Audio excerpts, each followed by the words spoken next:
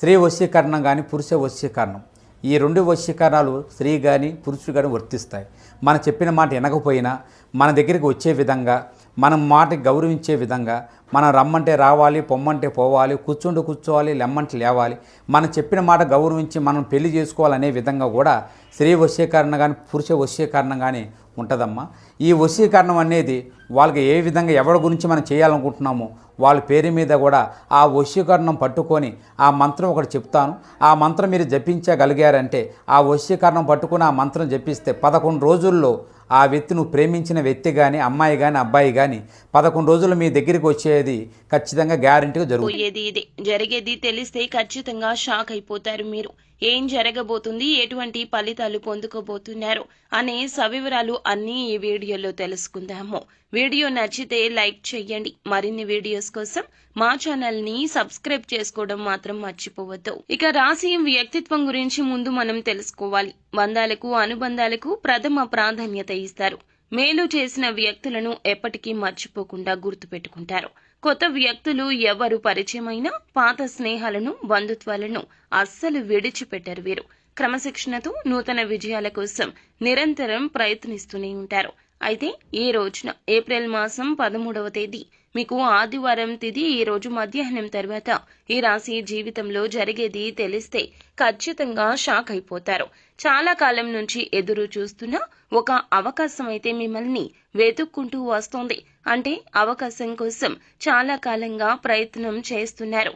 కానీ ఇదివరకు ఎప్పుడూ కూడా ఆ అవకాశం మీకు దొరకలేదు.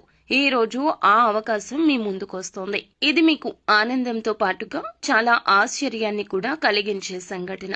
అయితే చాలా కాలంగా మిమ్మల్ని ద్వేషించేటటువంటి వ్యక్తులు కూడా మీతో చాలా సఖ్యతగా మాట్లాడతారు. ఇది కూడా మీకు ఆశ్చర్యానికి లోనయ్యే సంఘటన.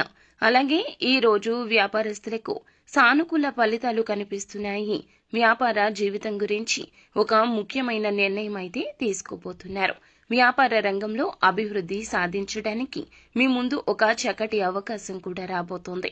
ఈ రాశి వ్యక్తులు చాలా కాలంగా నూతన వ్యాపార పెట్టుబడుల గురించి ఆలోచిస్తుంటే గనక వీరికి డబ్బులు కూడా సమకూరుతాయి. ఇక వీరికి సమస్యల వర్షం కనిపిస్తుంది. ఇక మీ కార్యాలయంలో మీరు చేసిన పని కారణంగా చక్కటి గుర్తింపు అయితే పొందుకుంటారు. కానీ తోటి ఉద్యోగస్తుల్లో ఒకరు మీ పైన ద్వేషాన్ని పెంచుకుని మీ పైన ఒక కుట్ర చేసే అవకాశం కనిపిస్తుంది. మిమ్మల్ని నలుగురు అవమానించడానికి వారు ప్రయత్నిస్తున్నారు. కాబట్టి ఈ అంశంలో మీరే జాగ్రత్త వహించండి. ఇరుగు పొరుగు కుటుంబ సభ్యుల్లో కూడా ఒకరు మీ పైన ఆరోపణ చేసే అవకాశం ఉంది. కాబట్టి ఈ అంశంలో కూడా ఈ రాశి వారు తగిన జాగ్రత్తలు అయితే తీసుకోవాలి. ఈ రోజు పోటీ పరీక్షలు ఎవరైతే రాస్తున్నారో వారికి మీ యొక్క సన్నిహితుల నుంచి, ఉపాధ్యాయుల నుంచి సంపూర్ణ మద్దతు లభిస్తుంది. వారు మిమ్మల్ని చాలా ఎంకరేజ్ చేస్తారు. నూతన ఉత్సాహంతో మీ చదువుని తిరిగి మీరు మొదలు పెడతారు.